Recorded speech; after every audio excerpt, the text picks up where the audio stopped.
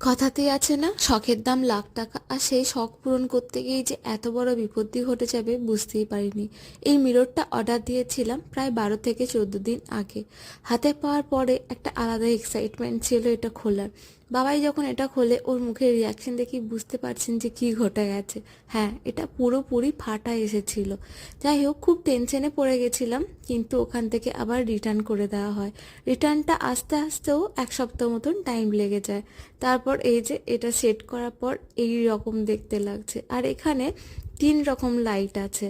3টে লাইটই আমার খুব পছন্দের, তার মধ্যে এই পিঙ্ক লাইটটা আমার খুব ভালো লেগেছে। যাই হোক, তোমরাই দেখে বলো এটা কেমন দেখতে লাগছে। আর এই মিররটার সাইজও যথেষ্ট বড় ছিল, হয়তো ভিডিওতে সবটা বোঝা যাচ্ছে না, কিন্তু এটা আমার খুব পছন্দ। এই জায়গাটাই আমার ফেভারিট হয়ে গেছে। এই যে বুবু, ওরও এটা খুব ভালো লেগেছে। যাই হোক, আজকের জন্য এটুকুই, আবার